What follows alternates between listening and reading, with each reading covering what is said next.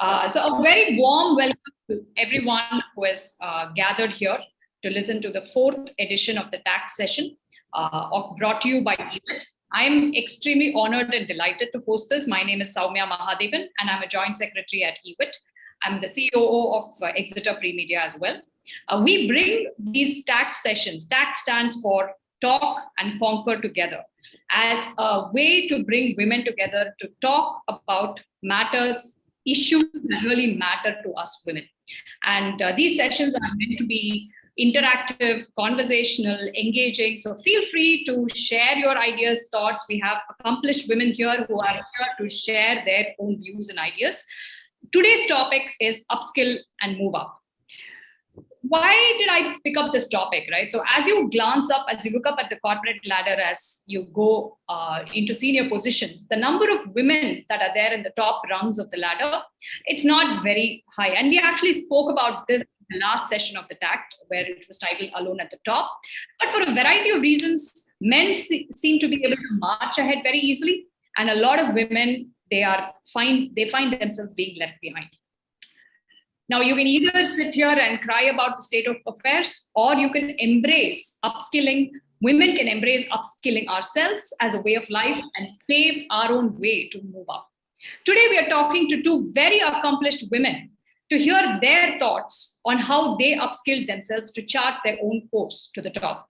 I'm extremely delighted to welcome Vinayambika Kidiyur. Hi, Vinaya. Hi, Soumya. Hi, and Radhika Chandrasekhar. Hi, Radhika. Hi, Sandhya. To the session today. Just a short introduction before we get started. Vinaya.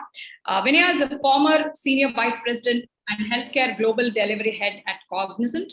As the Global Delivery Head of the Healthcare Practice, Vinaya was responsible for service delivery to clients across the healthcare spectrum. This healthcare practice had over 50,000 employees and contributed to over $3 billion with a B, in revenues, making it the largest offshore services healthcare player in the industry. Vinaya graduated from MGM College, Mangalore University, and obtained her master's degree in computer applications from the PSG College of Technology, Coimbatore. Welcome, Vinaya. I really thank you for taking time to attend the TaCT session today. Our next guest today is Radhika Chandrasekhar. She is the Director of Business Continuity Management, Risk and Internal Audit at RRD Global Outsourcing Solutions. She is a certified risk practitioner, internal auditor, and business continuity professional, and a member of the Business Continuity Institute, Risk Institute, and Institute of Internal Auditors. That's a lot of institutes, Radhika. You've got an amazing resume there. Based in Chennai, she leads RRD's award-winning DCM practice and is responsible for the organization's resilience strategy. She has been featured and felicitated as one among 50 successful women entrepreneurs by FICCI. She graduated with an MA from Stella Maris College, Madras University, and has attended several management courses and certifications. Once again, a warm welcome to Vinaya and Radhika for joining us here today. My first question goes to Vinaya. Vinaya, you graduated with a master's in computer applications, right? That was your last official degree that you got from a university. Now, obviously, what you learned there did not take you to where you are now, okay? Sure. Tell us a little bit about how you charted your own course all the way to the top. $3 billion in revenue, managing that is no joke. So yeah, tell us how you got there. Yeah, so I'm assuming I have a mix of an audience out here who are at all levels maybe. So, and it's a very typical journey of an IT professional, you might call, because I was campus selected in from TCS from a PhD into TCS, and then 7.5 years there, and then moved to Cognizant. There's two jobs, unlike the people of today who keep changing jobs frequently. So the first years of TCS was heavily technical. My role, I was a very, very good techie, if you want to call that. I was known across TCS because I used to anchor one of the big IBM products back then called CICS. It's still a very big product of theirs. So anybody in TCS would know me because I had taken, and it was a new thing for us back then. TCS had just bought a new mainframe. So all of us, there were no courses for us for that to learn. So we had to learn from books. And we did not have internet, by the way. So we had a lot of red books to look at and learn from IBM. You lived in the Stone Age, is what you're saying, actually. Absolutely. But the best part was I didn't have a mobile phone. I didn't have a TV. I didn't have anything to get distracted. So I could pour into those books and learn initially, right? To really pick up the ropes of that topic and beyond that and everything around it. So today everybody says full stack developer and full stack tester and all those kind of things. Whereas we did all that without being called so. Right at the beginning of our careers. Today we find it like they've got new terminology for those kind of skills. So that was the initial 6-7 years, and maybe maybe even the first 2-3 years of Cognizant was also similar. But I think also compliment or thank my managers and leaders in Cognizant who spotted that I could be not just technical but take up more leadership roles and become take managerial roles and even beyond. So, giving me those opportunities. So sometimes, it's not just about skilling very, what you call in a textbook fashion, but also learning on the job. You see your leaders, what they do, because it's a totally different company. The way they operated was totally different. They were a captive of another, the Dun & Bradstreet group of companies in that sense. So, and I was hankering, by then I was straight away got into anchoring the largest account of Cognizant because that was the parent IMS Health. That's how I got into healthcare, by the way. And learning initially and Y2K days, of course, there's nothing much to learn about Y2K. It was very quick, but to manage a huge estate, IT estate as you call it, and get them all Y2K certified and move was a huge learning, because we knew only one application when I was in TCS at a time, right? Just develop that, put it into production, manage it, maintain it, etc. But once you do a Y2K, you're not just looking at one, you're looking at the whole estate for a company and getting it ready. So then you learn the whole how the whole thing works together, right? So these are all things that you learn on the job. But as I had to move into those roles, obviously I had to go through some more training as well, like managing time, managing your team, becoming that leader. What kind of communication should you have on a daily, regular basis? So many aspects of management that you learn through courses. There was PMP already back then as well. Go through PMP to understand all the nuances of project management and leadership. And then in that sense, then moved on, right, to learn. Interesting, I should also probably point out that, as I said, I did healthcare. When I did IMS Health, it was a large data organization, as we call it today, looking at pharmaceutical data. But Cognizant, we had the whole appetite to go beyond just health data information, right? So we went into the payer world, the provider world, the life sciences world. And so I had to naturally understand what healthcare meant. I mean, data is just one aspect of it, right? So I think within about a couple of years of Cognizant, we didn't know where to go. There was no internet to Google to find out what to learn, first of all. It was the US healthcare systems that we had to learn. So it was interesting that we had, our leader had hired somebody in the US who put a title to herself saying she was certified in being a managed healthcare professional and a academy healthcare management professional. So that's a degree that you can get. It was but it was 6 papers and another thing was another 5 papers. I said, if I have to understand the nuances of healthcare to become a healthcare professional in the IT world, I have to learn all that.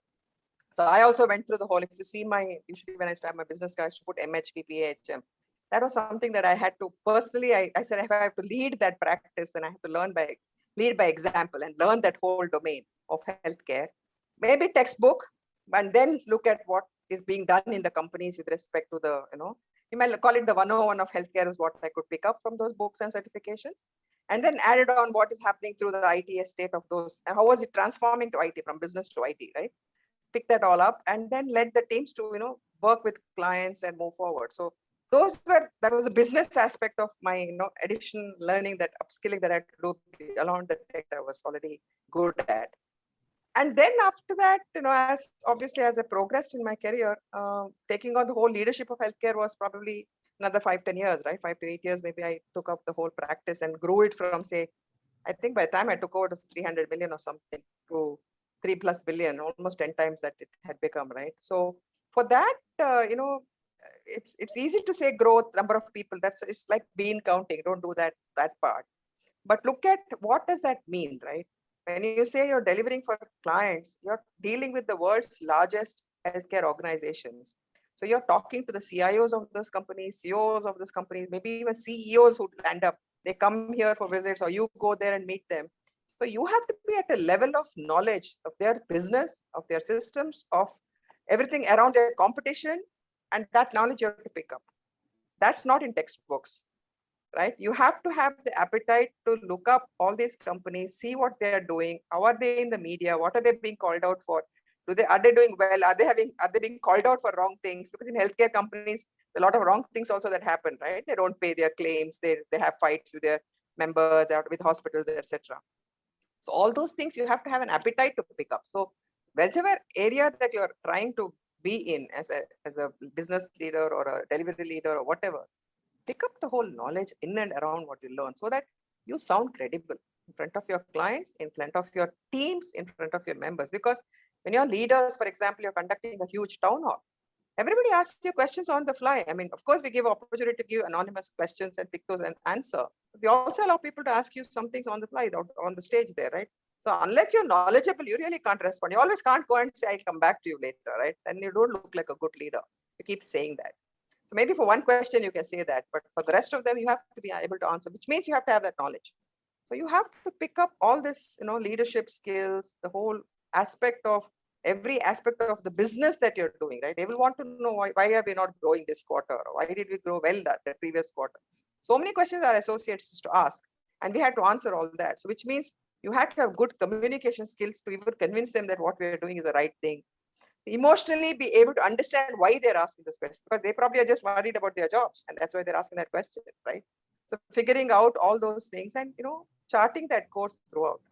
Along the way, beyond that, learned a lot of. At some point it becomes very experiential. You see your leaders, your peer leaders also, who how they run their business units and practices. Maybe imbibe some best practices from there and upskill yourself in that area, and then do it in your practice also. Similarly, a good, what shall I say, thing that happened for us was because we were at the leadership level, we were also exposed to a lot of good, continuing education program, like 2-day, 3-day workshops with Harvard people coming in, or Carnegie Mellon, or some big university people coming into Cognizant, or we used to go there to get ourselves upskilled on typical topics. It may not be a whole subject, but specific topics, right? Network economy, digital in the network economy was one thing that I, maybe as late as 2019, November, we had that whole course that we ran for a week. So from what I'm hearing from you, it's been a combination of multiple things, right? So everything. Technical upskilling, learning through experience, looking at peers. But the one takeaway is like learning hasn't stopped. It's a continuous process. Right? Absolutely not. Radhika, over to you. I wanted to hear your journey of how you got to where you are from an MA from Stella Maris to where you are right now, which is Director of Business Continuity Management. Well, my journey is so different from Vinayambika's. It's very interesting, and I think it's I think very unique, because I started my career in tea. I was one of the first women tea tasters, and I used to work with the tea board. I just got interested and I was there. Then I worked with the Indian Embassy in Australia. I was posted with the government. So I was with the trade department there, promoting Indian goods and others. Then I decided I wanted to be an entrepreneur. Back to India. I didn't want to live overseas. Came back and I was very fond of traveling. So I started my own travel company. So I ran my own travel company for 18 years and brought in a lot of charter flights and cruise ships and things like that. Those days when there was hardly any tourism into India, it's one of those early starters. This Y2K, as Vinayambika said, travel was also getting highly discounted, and I didn't want to live in a discounted world. I wanted, some recognition for the hard work that we do, more like a boutique, consultancy, travel consultancy. And that was, I think I was too advanced for those days. Then Y2K interested me a lot. So I said, look, why not? There's so many IT companies mushrooming. These were in the late 90s, early So that's when I moved and joined the IT industry. But I was never recognized for a technical thing because I did not have the qualifications to be technically recognized. So I started my career in IT in mobility because there are movements of employees going to various parts of the world. So with my travel knowledge, I started with mobility. You know, when you're in support, you're not recognized so much. So you're still ahead. So, and I wasn't very comfortable with that. So then I started looking into what next. Then into facilities. So I said, okay, maybe when I'm building for the company, I will be recognized. So I moved and I built so many thousands of square feet, and then realized that, you know, that's it. That's again a support. I was hired into Office Tiger those days, which is not Arad only, it was Office Tiger. And then I met the CEO at that time, who was an entrepreneur himself. And he was saying that, look, even though you've had such a checkered career, we want somebody like you who put into place a resilience management in the organization. I knew nothing about resilience management when I joined. And I was sent abroad to study and qualify myself as a business continuity professional. It was all Greek and Latin to me, but I was very keen to do it. So that's when my journey started, business continuity. Then I, you know, learned, I qualified as a risk practitioner, because that also comes along with it. You identify your risks and then you do all your strategies. So I qualified myself as a risk practitioner. Then you have to also, you know, ensure that validate whatever you have done. So I did the internal audit programs, and then I lead a large team now. So that's my journey from T to compliance. So it's a varied, you know, domains that I have held over the years. That's extremely fascinating. I actually did not know that you used to be a tea taster, and yes. from there to being to heading business continuity and risk management. Yes, yeah. That's fascinating. And I still continue to learn every day. Every day a new thing comes up, and now with this pandemic and things like that, however much we say we are prepared, every day is a new learning. And I also encourage my team members to constantly keep upskilling themselves. Fascinating. So there's one common thread that I'm seeing. Both of you wanted to become masters of your domain. And you said, you know, I need to look and sound credible in whatever it is that I take up. And, you know, if that means I need to put my heart and soul into getting a certification or learning something new, because I need to know deeply what that particular domain entails. And that seemed to have propelled you to, you know, really keep challenging yourself and picking up new skills. And Vinaya, you really talked a lot about everything that I wanted to talk about in this TaCT session. So I'm going to keep pulling that thread back up. Sure. But let me, we have a lot of students here with us today. And, you know, I remember when I was in my undergrad engineering, you know, you're like waiting for the final year to be done and for the degree to be done. And you think, you know, that's it. I'm done. I have arrived. I now have like two, 3 letters behind my name, and, you know, I have an education. And that's an entry point for getting into a company and getting into your first job. You attend your interview, you learn for the interview, you study something. But once I've come into a company and I've started my career, is it not the company's responsibility to skill me up, or is it my responsibility? Who needs to take the lead here? And I'd like for, you know, perhaps Radhika, you want to go first on this, both personally from your own personal perspective for yourself, as well as I'm sure you've recruited people and groomed them over the years. I'd like to hear your thoughts on it, because, hey, you know, I've already done the hard work. I already got it. Why are you asking me to keep studying again and again? Well, that's a very good, pertinent question to ask, you know, and I don't think anybody has a right to say, think that they have achieved everything by just having a degree, because what you study today probably is just, you know, it's redundant even in the next couple of years. So you constantly have to keep learning and keeping abreast with what is there latest in whatever domain you are. I believe that nothing is thrown onto your lap unless you ask for it also. Don't expect anything from the organization. Organization, of course, we do have learning and development. They have a lot of programs and so on. But if you want to be qualified, you want to be recognized, you want to do a lot of things, I think it also has to come from within, from the person's interest to learn a lot. Now, I have moved people in my team, and that's again very unique, where I've moved people from operations who've been in the system for over 17, 18 years, and they are in the same position, and they were very eager to learn. So I've picked up,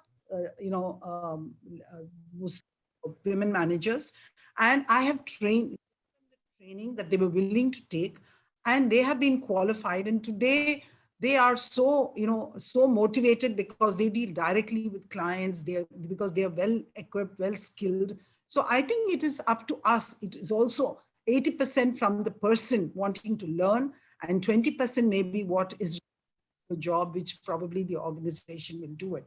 But I think it's equal. You have to also go halfway to ensure that you are well equipped. Otherwise, nobody's going to take you. And you will also become very redundant in the organization. So you're not going to be recognized. That's a very important thing to keep note of. If you want to grow, then you will have to constantly be upskilling yourself. So, but here is a practical challenge, right? I'm working my entire day, like 9 to 5, and then I've only got a few hours in the evening to myself, and I've got the weekends. Where do I find the time to upskill, myself? And Vinaya, like the question is back to you. What did you do in such situations? Like, how did you carve out this time for yourself? Is this time that the company has to give me, or is this my personal time that I'm putting into upskill myself? It's the combination of the two. Again, it goes back to the previous question I asked, right? So whose responsibility is it? Because as companies, everybody has learning and development programs, or they are trying to constantly upskill and challenge your employees. But as employees or as people who are working in various organizations, typically I found that people want to upskill themselves when they're trying to move jobs or when they're between jobs. But within my own job, as I want to do my job better or move up in my career ladder, you pick up skills, right? And then that propels you a little bit faster. But where do I find the time? So you don't really need to think of always setting aside like 8 hours today that I need to sit and learn something. You can do different modes of learning, right? You can probably set aside an hour every 2 days to just pick up one aspect of a topic. If as a subject needs about 15 hours, you can probably do it over 6 or 7 weeks and complete it if you really set aside an hour. You don't really need to set aside a full day, give up your job and get bashed up by your manager and then say, neither did you do a good job here, nor did you do a good job in learning, and then mess it up. So you can think of nuggets of learning, right, at each point of time and add it all up. A lot of methods to do these. I mean, in my opinion, today's generation of IT employees are the most blessed with respect to the kind of tools they have to be able to implement these things in the fashion they can, at their convenience learn. They can learn. And also, I think that there is no harm in dedicating some personal time of yours into learning, because finally it is also going to help you in your career, not just your organization, right? It's for your own self that you're trying to upskill so that you can move up. I really don't find I really don't think that you really want to draw a hard line between work and life, right? The whole so-called work-life balance conversations that always happen. Those boundaries are very blurred. The work-life balance happens with women. That conversation is always I should tell you this. One of my customers wanted to do this meeting. And we had in a conference room, all the women of the floor were called in for that meeting, and the topic became work-life balance. And then what happened was, the next day, 2 guys came into my office and said, "Why did you call only women to that meeting? Do you think I don't have a problem? I have a wife sitting alone at home, and I'm here all the time, and she doesn't have a life, and she kills me for that. I have a life balance problem too. Tell me what you told them." And I also would like to incorporate certain practices that I can also take it. I think women think that they're the only one who have the work-life balance problem, but I think men have an equal challenge. Oh, I totally agree. I'm just making a joke of how when you talk about work-life balance, it's usually associated with the women. I know. That's what I'm trying to tell, that it is equally bad on the other side. They have a different set of challenges to face because they can't balance it out either. But they probably overbalance sometimes. That's there, some of them, in that sense. But yeah, in terms of learning, I figure out some time that you can keep aside to learn And also, and as leaders, we could manage our calendars a little better. I would think. I don't know at about the lower levels when you're still in a team, always looking up to a manager to give you work. How you can set aside, it's up to you to see that, okay, I need 4 hours, I need this 1 hour to do this part of learning. And I think you can have an open conversation with your manager, say, I want to finish this course, sir, or ma'am, and I'd like you to give me that much time to complete it or to finish that learning. Every week, I need this 1 hour. And I don't think they have a problem with giving you that, right? Because most of us go beyond the 8 or 9 hour work day that we're anyway doing. So making time is something that you have to figure out, and each one has his own or her own way of doing it, right? Some people like to very early morning wake up and do those things. Some people are late nighters. Some people like to pick up during lunchtime. There are very, very different ways that you figure out your own model, I would say, and then make time. But don't give up on the aspect of learning. To Radhika's point, lifelong you have to learn, and especially in the IT industry, right? I mean, any technology also that you learn, shelf life is hardly 6 to 8 months. The next technology has already come and it's already, big already in the space, and you're already outdated by then, right? Unless you really pick up something fast and quickly, and I don't know if people would have realized many times companies hire not for what knowledge you have, but for your learnability. Mm-hmm. Can you learn quickly is a question through which they probe and find out your ability to aspiration to learn and ability to learn as well, not what you already learned. Yeah. So let's talk about that. That's actually a very interesting point. The learning attitude, right? The attitude of wanting to learn and wanting to improve yourself, and setting those sorts of goals for yourself. And how do you spot that in people, or how do you grow it in yourself? Because if you think I know everything, and if learning, constant lifelong learning comes with a certain level of humility of realizing that you only know this much, like what Avayar said. Right? So if you don't really imbibe that yourself, and you feel like, okay, you know what, I've become a manager, I ought to know everything, and I'm God here, you are not motivated to learn. So let's talk a little bit about that learning attitude. How do you spot that in people, or how do you nurture that in people? Radhika, do you want to take that? Vinaya, go ahead. Yeah. No, let Radhika do it. Go ahead. I think I'm a perfect example where I was hired in spite of the fact that I didn't have any experience. And but I think the person who interviewed me had a keen eye on people who were willing to learn. Here I was, who ran my own company, a CEO of a company with a very large turnover, but I was willing to learn. So, and I think that's very good, that those are good traits in who's able to identify a person who's willing to learn. And as it's also us, motivating the person to learn. There are people who, whatever you throw at them, they probably will not even want to learn. So those people don't have any space in your path for your team members. But if those who are willing to learn, and you have an organizational culture that you can put them across through some even time away from work, which most companies have. In my company, we do that. They can always skill themselves. It's not necessarily for their professional development. It is also for their personal development. So today, even if they are in a particular organization, they know by now, all these young managers know, they're very smart. They know that the more they get qualified, this is going to add to their CV. That's a very common thing that they say. They say that, look, I've got so much of training and so much of learning, so I'm going to build up my CV. So I think that is the thing that you can identify in those who are very, very eager to build up their profile, and also by that, develop their personal profile also. Do you have anything else to add, Vinaya? Yeah, and I also think that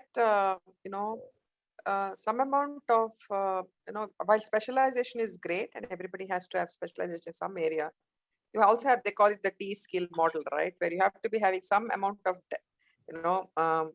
knowledge across the horizontal part of the T versus the depth of the T, right? So that you know many things. So you can really judge if somebody's got those extra knowledge beyond just their area. That means they have aptitude to learn more and more things around their area and beyond their area, right? So through that, you figure out, okay, now he may be specialized, he or she may be specialized in one area, but if you want them, like Radhika moved from something to risk management and compliance or resilience, it's something that obviously you would figure out whether that person you're giving a new role. In a company, you will not, for example, work on the same subject or area all your life. You will keep changing roles, for which you'll have to learn new things, right? So figuring that out is something very important, and making sure that they get the opportunities also, right? Give them the opportunities to learn different things on the job, and through classrooms, etc. So I would say that look for that kind of attitude or aptitude that people might have based on the knowledge that they've gathered. And then you can challenge them with something which they will surely not know, and see whether they want to learn. in an interview, right? You mentioned that when you started off, your manager sort of spotted a spark in you and said, "Oh, okay, hey, here's a girl who looks like she can learn, and I can challenge her and put her through different things." So you mentioned that, right? So do the managers play a really, really important part in upskilling myself? Am I sort of like tied to? Am I lucky if I get a manager who spots those talents in me? But what if I end up with a manager who's not doing those sorts of things? How do I know what to learn? I mean, how do I, figure out what direction to take, or how do I challenge myself? See, there are various ways. One is, if you are lucky to have a manager who will spend time on you in your career, with your growth path, and so on. But if you don't have a manager who is thing, you also have the skip level, where you can move on to his manager to understand, like, look, I'm still here, but my manager has not given me any assistance in my growth plans. Or you can ask for a mentor. Most organizations have mentors available. You can always reach out to a mentor, and through mentoring you can always understand what you're good at. The person is able to guide you as to what you want to know, what you want to do with your life, and what are you good at. So I think mentoring also helps over there. If you don't have a manager, reach out to a mentor. There are so many mentors. If you don't have a mentor in your office, you can always reach out to mentors outside. I'm sure there are a lot of friends or even family members who are in other organizations in senior positions. I think you should reach out to them. So that's how you really build up what you are good at based on your skills. Then you can decide on what you want to do, and then work your way towards achieving what you really want to do and what you want to excel in.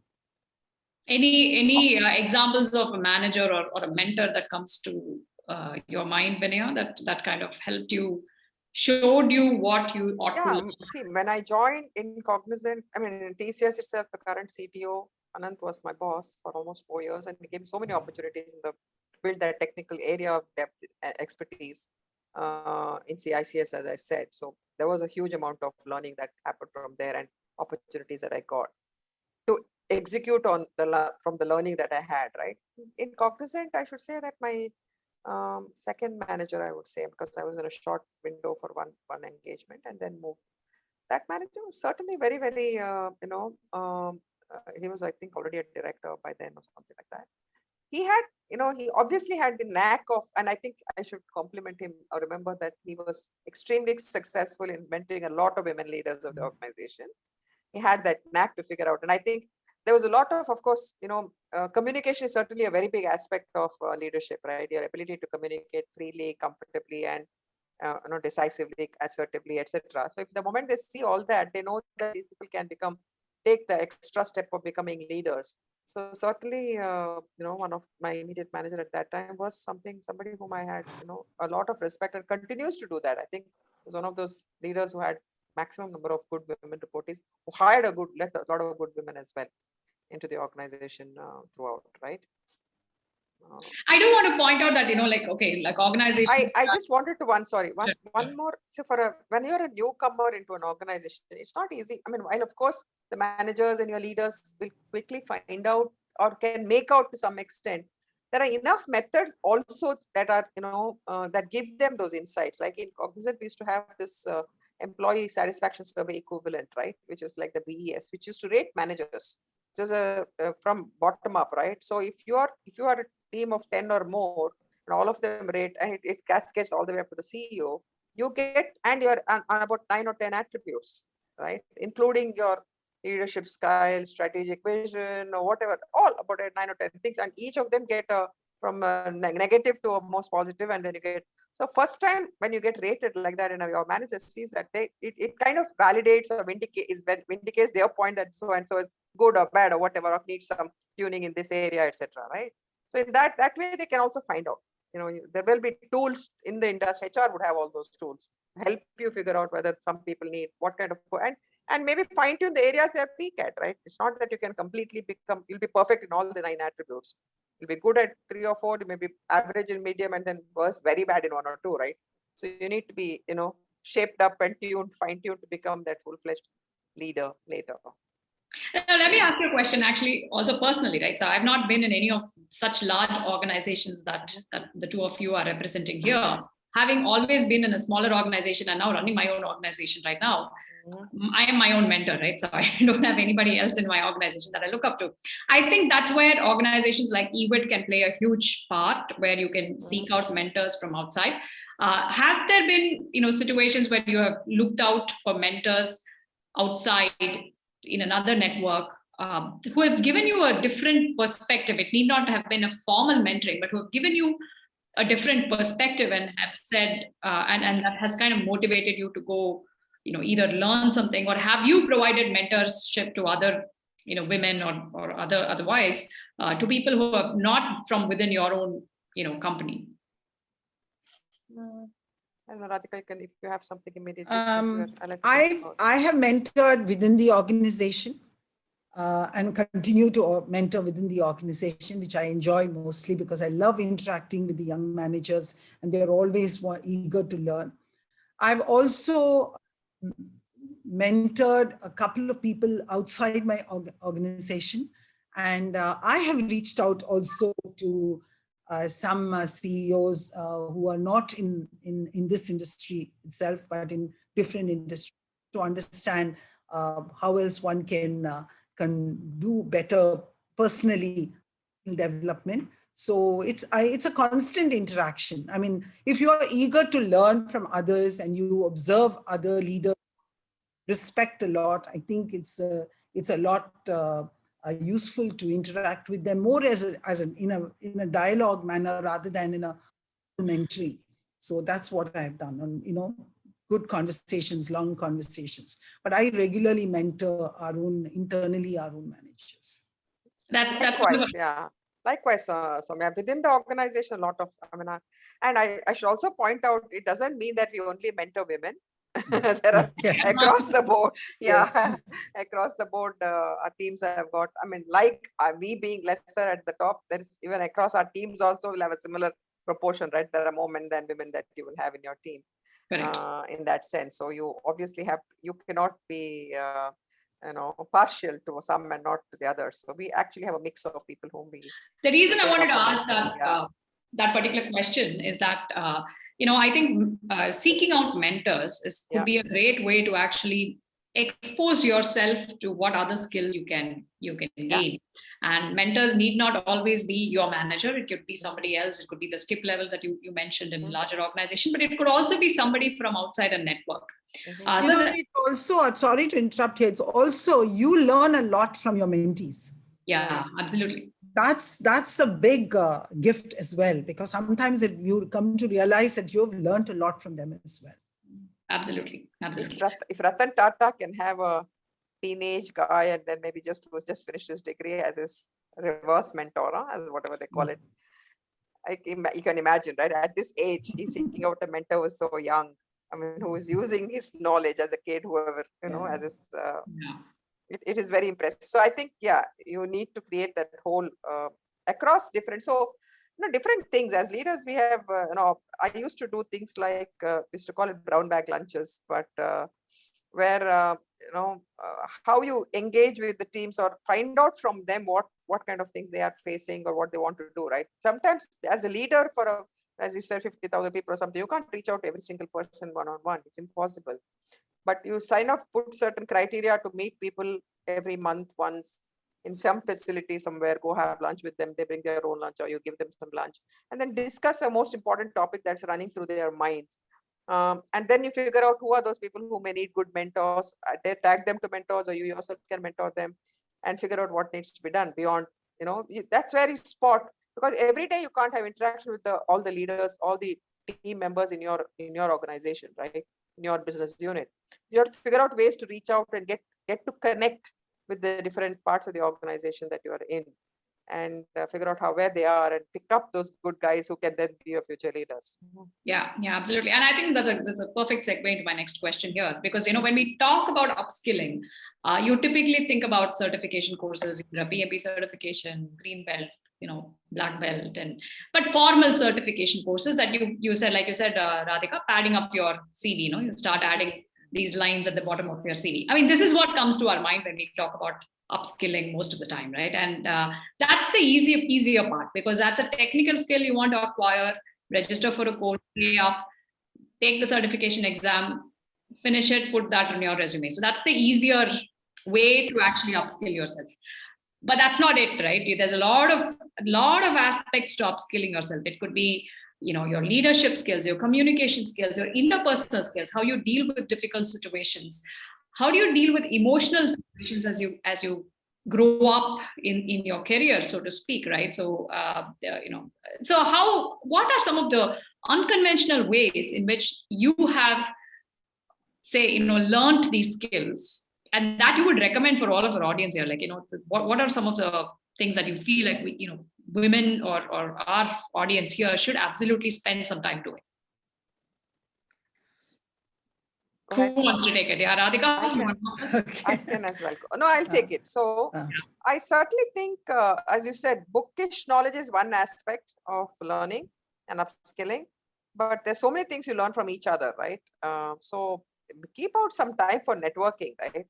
Networking, I used to always tell this to my team, networking is not about finding out how much salary you get or how much I get, right? That's beyond, or where you live, etc. There's so many other things that you do. What is happening in your project? What is that architecture?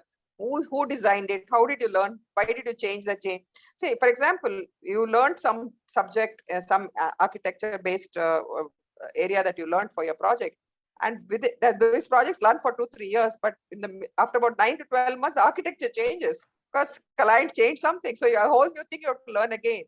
So, but then you have to find out why it happened, right? So those kind of things only through networking, and fortunately or unfortunately, these days people learn only very small part of their projects. They don't learn the whole aspect of the whole engagement or how the whole thing comes together, right? Because that's how development happens today.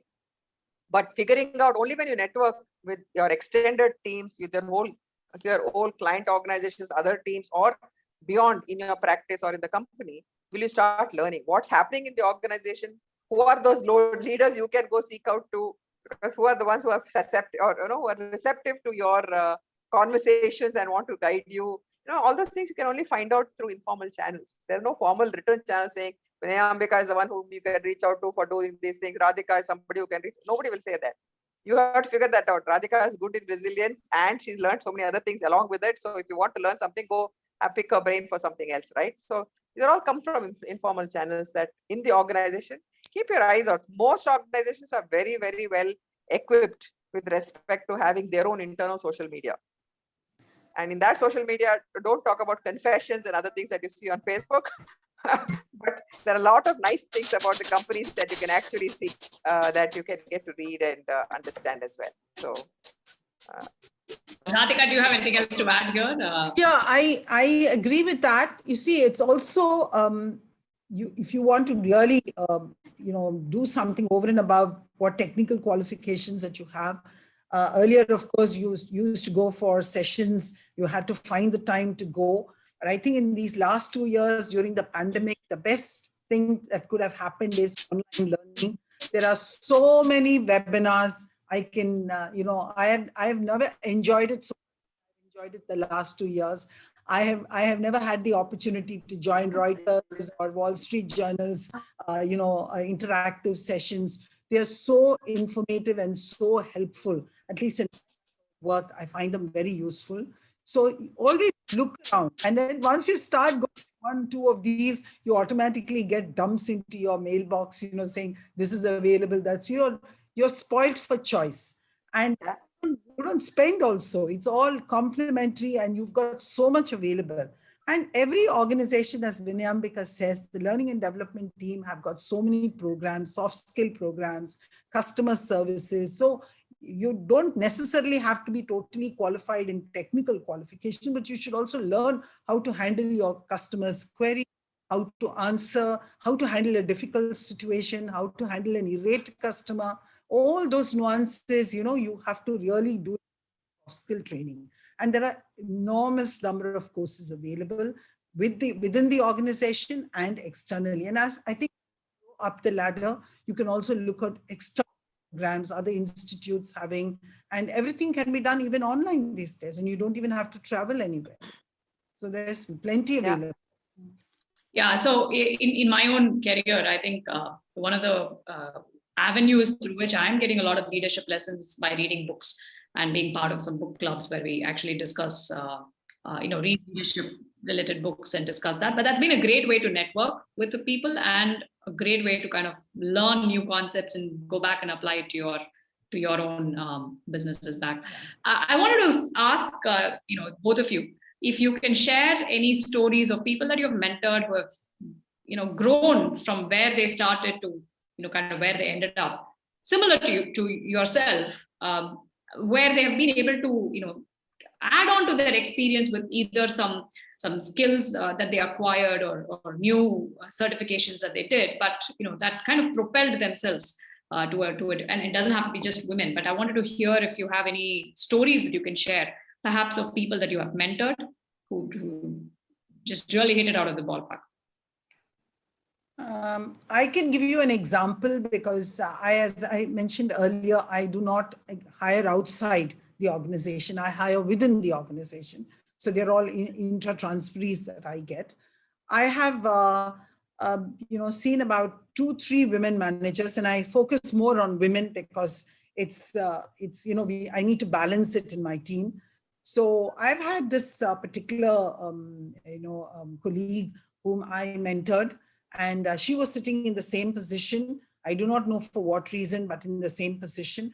I found that she had all the skills available, the analytical skills, the skills required to be a qualified auditor. So guided her, worked with her over a period of 4 to 5 years, where she's grown over 4 to 5 grades. And today she runs a particular domain independently in a particular location for us. So that's really been useful. It's not only been useful because, even personally, she needed that. She lost her family at a very young, at a very young age. She lost her husband. She had 2 young children, but it really helped her a lot. Was this a case where once she did that certification and once she got that qualification, she was eligible now to move up to that? She moved up automatically. She worked her way. And she had the skills available, unnoticed. So probably there was somebody whom she reported to didn't spot it. But then she was a SPOC for me for a particular project. I discovered that she had all these positive skills which would make her a very good auditor. So, and she's done very well for us. She's one of our staff members.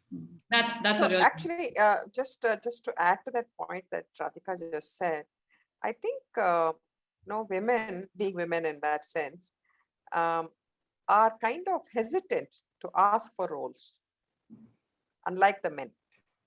If there are roles that are available in the organization and it becomes visible, many women always doubt, can I do it? Am I fit for it? You think I can do it? I mean, all kinds of wrong questions in their mind, rather than thinking, I'm actually better than that guy and I think I should get that role, and go ask for it. So those are things that you will see that, unless in that case, maybe Radhika, if she was pushed to take that role earlier before you spotted her, she probably would have gone places even much earlier, right? If surely she had asked. It's a common trait. It's nothing uncommon. It's not just in India. It's world over. They never ask for roles. They will never ask for a raise. Women are like known to be happy in their own world and always think, okay, I don't think I can do this kind of underrate themselves in the capabilities that they have in that sense. Coming back to the mentors, yeah, Soumya, lots of them, stories wise, I mean, across the different levels at which I've been. The latest of, I would say, is that the teams that I led between 2013 to 17, right? My direct clients, everybody's now become SVPs or even better across their, and they were not at, they were at least 2-3 levels below that. I gave them significant mentorship, my directs, and leadership visibility across the organization, that when I moved out of that role back into healthcare, they were the ones who just directly were propelled into those respective roles. And I was very, very, in fact, my COO at the time said, you seem to be very good at grooming leaders. That was like a good certificate that I got from him at that time. Let me take down your number when I'm calling you for a mentoring. But yeah, all the audience can note, I think. Yeah, I got that from my Raj Mehta, as you would know him, was the one who made that comment on me. I said, you seem to be knowing how to groom all those leaders. I said, yeah, you don't know how to. Sorry, somebody was saying. No, I think, can you mute yourself, Archana? Okay. Yeah. I wanted to, the audience, if you have any other questions or any other thoughts that you want to share, please unmute and talk or put it on the chat window. On to a final question here for both. One thing that I wanted to add, Soumya, Sure. Yeah. is that as you grow in your in the organization and start interacting more and more with clients, beyond technology, beyond domain, you need to understand what are other things the clients like. Do they like to talk about cricket, or do they like to talk about American tennis or football or whatever, and also pick up those things. General knowledge. Very good, yeah. General knowledge is the most important thing. Today, I think everybody would like to talk about the Russia-Ukraine war, right? You better keep yourself up to date, because if nobody likes what's happening, and it's even scary. Or hobbies also, hobbies. What hobbies they have. Yeah, pick up all as much as you can about what your customers are doing and what everybody likes to talk, because you sometimes you're at a dinner table and you have to engage them for an hour or two. What can you talk? You can't keep talking about just that domain and that. The weather. I'll talk about the weather. That is the icebreaker to start with. And after that, what, right? You really have to have a large range of topics to be able to talk at least for a few minutes each on, right? That's actually a very interesting point you're making, Vinaya. I think, some of the long-lasting relationships that even I've had with my customers have been because we've been able to connect at a level not beyond your business, right? Yeah, exactly. You talk about, I don't know, your kids or your yoga or something else. It's a topic that's outside, and being knowledgeable in such topics. So you bring up a really good point. So it's not just upskilling from a technical standpoint. Yeah. It's not just upskilling from leadership skills. Let me go and get some business management kind of courses. It's not just that. It is about, especially as you grow in your career into senior positions, it is really about how you're able to handle interpersonal relationships and how you upskill yourself in that, whether it is picking up skills, knowledge to be able to hold a very, very intelligent conversation with the people that you deal with, or it is, emotional intelligence that you pick up to deal with difficult people and difficult situations. But it's kind of multifaceted growth, and you're upskilling yourself from multiple different angles. So that kind of leads me to the next one, because I feel like this emotional growth is something that is not necessarily discussed or talked about, or it's not formalized per se, right? It's very easy to talk about business leadership, technical, but what are your thoughts on kind of being an emotionally sound person, especially as you grow in your career, not letting disasters affect you as much, and having that strength to deal with difficult situations?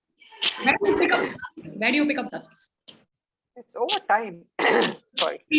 Yeah, over time you have the experiences that you rely on and see how you should have handled something better or something different, and then reflect on the life journey of your career that you've had, and then figure out, right? I mean, I don't think there's a cookie cutter approach to all these things that you have, right? Each situation is different. Each set of people that you're dealing with are different.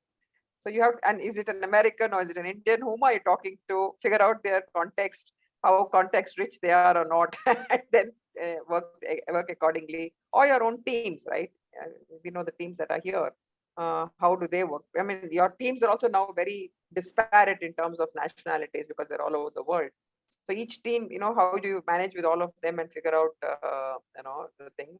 Clearly, sometimes, there are, see, 80-20 rule probably applies. 80% of the people you can work in the same way. Everybody works, but there are 20% that are different. And when those individuals are different, then you have to really handle them differently to get the work done. Finally, to meet the goals of the organization or the team or the project or whatever that you're looking at, right? So that 20% is what maybe defines you as well, how well you can handle that 20%. Because the 80% part is the easy part.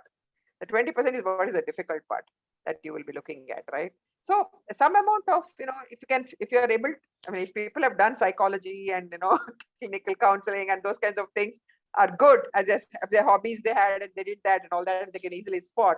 But people like us who have been mostly techies and who are nerdish at some point of time and then don't understand all these things, you really have to work at it, figure out what is bothering teams, how do you empathize, what do you find out about, I mean, I think good icebreakers about finding about their families, what are they up to, where are they doing, and having good conversations about their lives, I think helps a lot. Then you can help them, bring them back into the mainstream of the work that they're doing.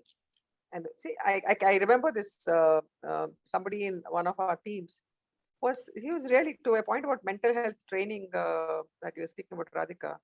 Everybody, did not understand this guy who was going through mental health challenges at the time. But now only one day then he behaved very differently and he was very violently, argumentative or whatever in the organization. Did somebody realize that he had not taken his medicines for some time? You don't know, but if only we had known that, we could have treated him even better and, got him counseled and made him take his medicine for whatever reason. Something happened, he forgot or he lost it or whatever. But the point is that if you know that this person is a little challenged and needs to be, treated with more empathy and then work with him, because otherwise he's extremely good the work he does, you'll understand how to take that those kind of... That's yeah, that's a very interesting viewpoint. Yeah.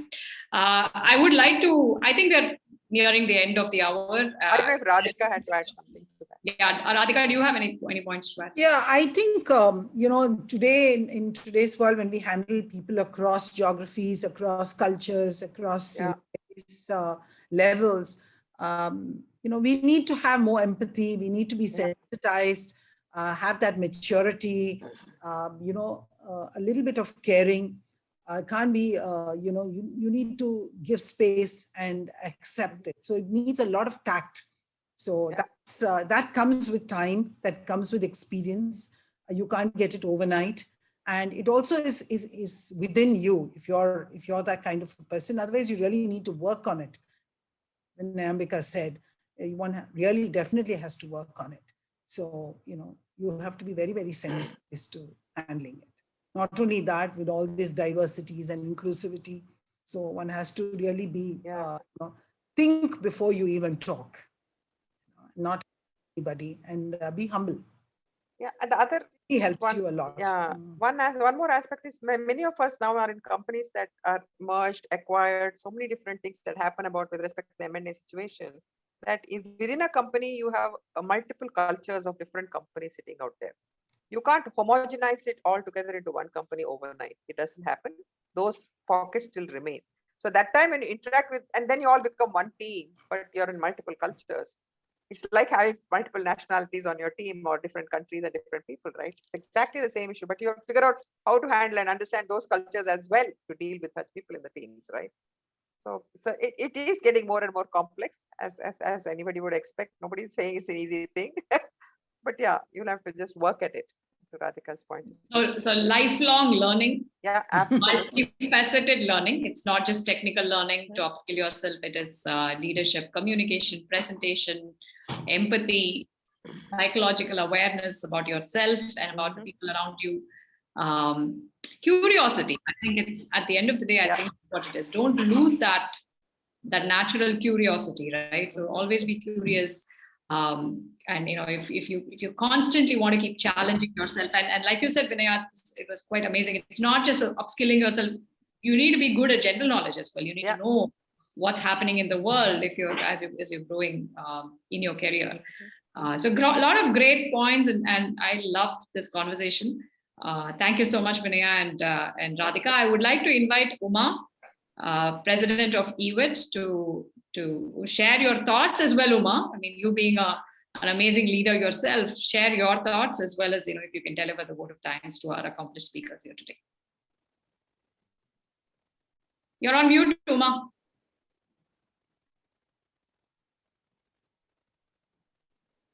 Okay. Thank you so much, Soumya. It's been such a pleasure seeing Vinaya and our own Radhika. To see you, Radhika, especially, you know, from what I have seen personally, all about mentoring, coaching. I think today I'm here after almost 10 plus years of my association with eWIT. I'm standing here as a president only because of the kind of mentoring and coaching I got from Radhika and the entire team of leaders here at eWIT. So I think watching them, observing them, learning the way they grew, and, you know, just following them makes it possible. So I am sure that all the students and all the participants of this session will find one coach or one mentor towards a specific objectives. And also, you know, we had Kritika during one of our annual events talking about sponsors, right? So each woman should find somebody who can sponsor your growth trajectory in the organization. And we as leaders also should look for recognizing the talents, just like how Radhika mentioned, no? And internal hiring is more important, because that's when, you know, more people will be interested to join our organizations and also work towards the overall objectives. So thank you so much, Vinyambika and Radhika. You guys really rocked the session. And we also had a very good participation today, plus over 75 plus participants, and a lot of students actually joined. So I think this would inspire the youngsters, catching them young. And, you know, it's like what Radhika mentioned, it's like two-way process of learning for us. We learn from the younger generation how faster and how quicker they adapted to the digital learning, you know, and started to work from homes and learn from homes, in fact, because for us in the IT industry, working from home, we are already having that setup and infrastructure.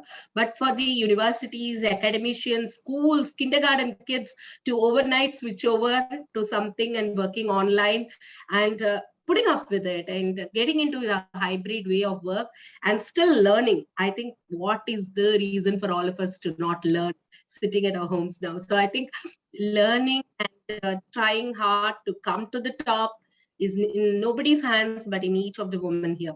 So it's very, very important all of us do that self-motivation and get inspired by people like you, especially Radhika, Vinaya, and Soumya herself. I know the struggle and challenges she faced as an entrepreneur, but the perspective with which she has been putting in her hard work, that brings in success. There is no shortcut to success in hard work. And I think all of us have to just focus on where we want to get.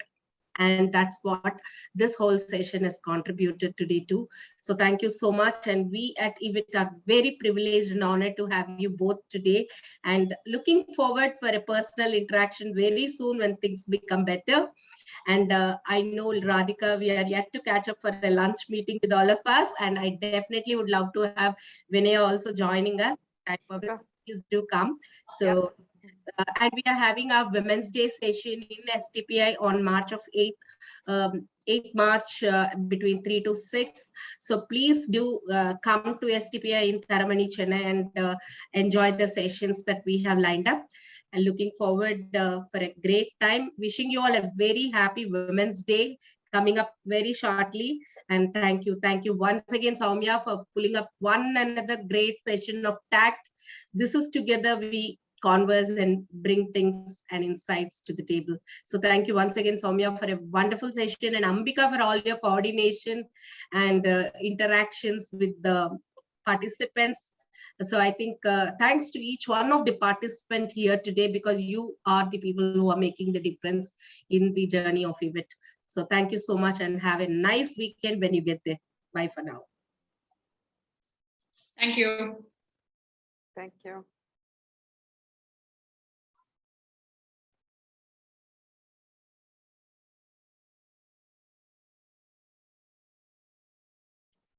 Thank you, Soumya. It was a great session.